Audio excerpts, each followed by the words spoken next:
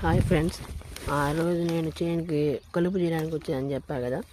ఈరోజు నేను చేనుకి పొలాలకి పూలు కొయ్యడానికి వచ్చాను ఫ్రెండ్స్. చూడండి, ఇక ఒక్కొక్క పువ్వు వచ్చి ఎంత లావుగా పడుతున్నాయి.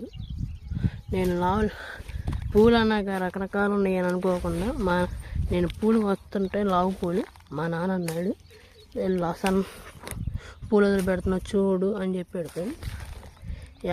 నా పూలు వస్తుంటే ఆ సన్న పువ్వును చూడు అన్నాడు. అప్పుడు అర్థమైంది పూలలో రకరకాల పూలు ఉంటాయని.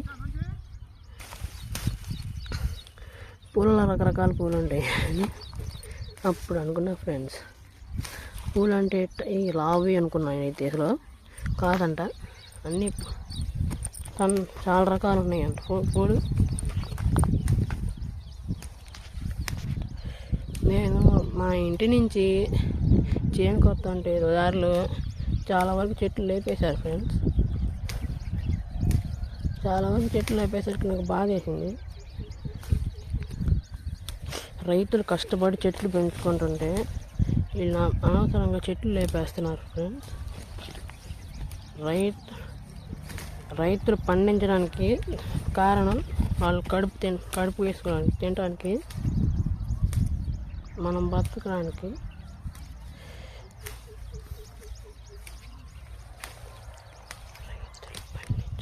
రైతులు పండించిన చెట్లే మనం ఈ రకాలు చేస్తుంటే అది ఏంది ఫ్రెండ్స్? ఇది పచ్చని చెట్లు మనం ఎప్పుడు పెంచుకోవాలి ఫ్రెండ్స్. పచ్చని చెట్లు అనేది లేకపోతే మనకు ఆక్సిజన్ ఉండదు. మన రైతులు పండించే చెట్లకు చాలా విలువ ఉంటుంది ఫ్రెండ్స్. వాళ్ళకి చెట్లు, ఈ రైతులు అంటే మన అన్నం పెట్టే రైతులు ఫ్రెండ్స్. రైతులే మనకు అన్నం పెట్టేవాళ్ళు.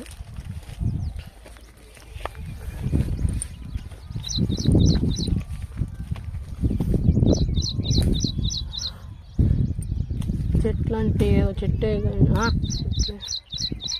చెట్లే అని తీసి పడేస్తున్నారు ఫ్రెండ్స్. చెట్లు అంటే భూదేవి తల్లి. భూదేవి అంటే మనకు అన్నం తల్లి. Okay friends, bye. చివరిగా లైక్ అండ్ షేర్, సబ్స్క్రైబ్.